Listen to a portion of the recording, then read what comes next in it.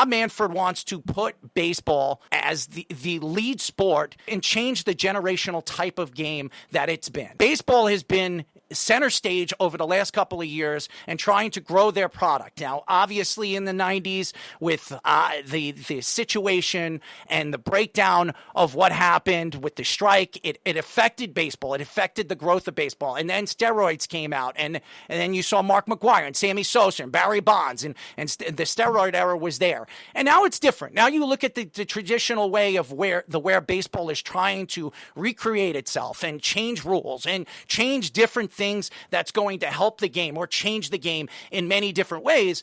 I think that Manfred's doing things a little bit different than other sports and other commissioners in sports. Gary Bettman did something very original and very different when it came to the NHL. He had the lottery. He put the lottery center stage this past year for hockey fans to check out and see how they're picking and how their lottery falls into place. And it's very different now when it comes to watching these kind of different things and bring baseball and bring football and hockey to center stage and trying to bring the market a little bit more and drive more money to the sports.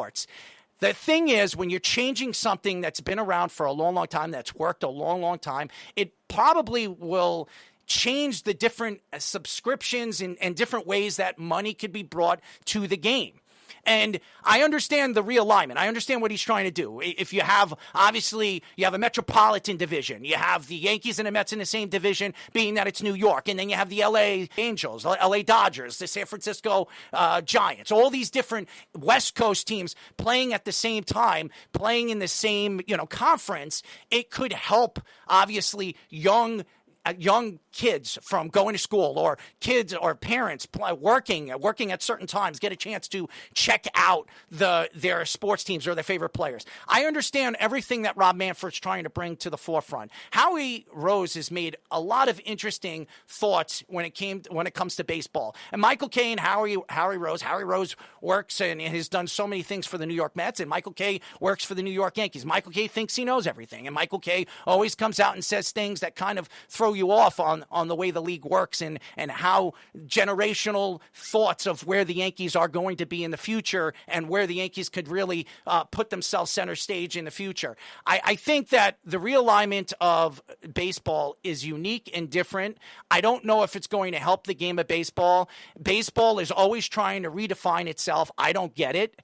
I know Rob Manfred wants to stamp his name to it, just like Bud Selig stamped his name to baseball when it came to the steroid era and not letting these guys go to the Hall of Fame. Bud Selig is sitting very pretty in the Hall of Fame right now as Rob Manfred took over for the league and now changing rules and trying to redefine the game of baseball for what he believes baseball should be and how it's going to drive youngsters to want to go and play baseball and choose baseball over football. And we've seen that many, many times over the last couple of years when these different commissioners are trying to redefine their sports. Sponsorships and advertisements are really changing the game. It's bringing the game more money and more revenue. And with the new CBA rules and laws that they are bringing to the forefront with TV deals and all the different things that baseball has had over the last couple of years, you think that with the money that is there and what they're trying to drive for the money and with all the players. And, we were just talking about this the other day with the Players Union. The Players Union is never going to have a salary cap. Baseball is never going to have a salary cap because the Players Union will never allow it. Now, there's so much being invested into these players. You have a $760 million player in Juan Soto. Eventually, we're going to have a $1 billion player. Now we have deferred money and guys that are making that kind of money. Friedman is making money that's deferred. You have all these Mookie Betts and all these players from the LA Dodgers making money, but they're not making money because it's deferred money, so they can bring more players to their organization and they can ride championships all the way to the end. The problem right now with baseball is Rob Manfred is spinning the wheel and making the deal. I don't know how this is going to change the game. I don't know how this is going to make the game better. It's going to ruin the game. I have seen this many, many times in sports. Football. Remember football in the 90s? You can pull on the defensive players can pull on the wide receivers. You can play man to man and pull them and yank on them on the second with the secondary. Now, if you put your hands on the wide receiver, you're going to get a penalty, a 15-yard penalty. It ruins the game. It's become a more offensive game. Basketball. You used to be able to put your hands defensively on a player and defend somebody up front in the 90s and play that man-to-man, that really tight defense. You can't do that anymore. If you do that, these guys are going to go to the foul line. You have LeBron James complaining. You have James Harden complaining. The game is changing. I understand when the game's changing, there's more money, there's more business. They're trying to redefine and spin the wheel and make the deal. I understand that. I think I get what they're trying to do. I get what Rob Manfred is trying to do. Where there's more change, there's more money. And when baseball is looking to get more games being seen by these young fans, the college fans, these high school fans, I understand. Kids are going to bed early. In the East Coast and the West Coast, kids are going to bed early. They got to go to school. So I know me and 𝐬𝐝 were talking about this offset, that nobody got a chance to see how great Buster Posey was. And Buster Posey playing in L.A., here on the East Coast, you're never going to get a chance to see him because he played at 10, 11 o'clock at night. Okay, so what are you going to do? You're going to make a conference of L.A. teams or West Coast teams. How is that going to change the way people on the East Coast are going to get a chance to see those players? That's my question here. I understand what they're trying to do and what Rob Manfred's trying to say and spinning the wheel and make the deal. I think they should bring in franchises, new franchises. Why? Because it brings in more revenue. And if it brings more revenue, it brings more opportunity. And that makes sense. Nashville, Charlotte, Portland, wherever they decide to bring in a new baseball team. Look at the NHL. The NHL has been doing that over the last couple of years. They brought in Seattle. Now we're going to probably see another hockey team, as Gary Bettman's been speaking about bringing in another hockey team for the near future. This is going to happen, and that's what these commissions are trying to do. Where there's more teams and more places to build those teams, there's more revenue, and that brings in more profit sharing for the players, more profit sharing for the owners. But who is this benefiting? Is it benefiting the players?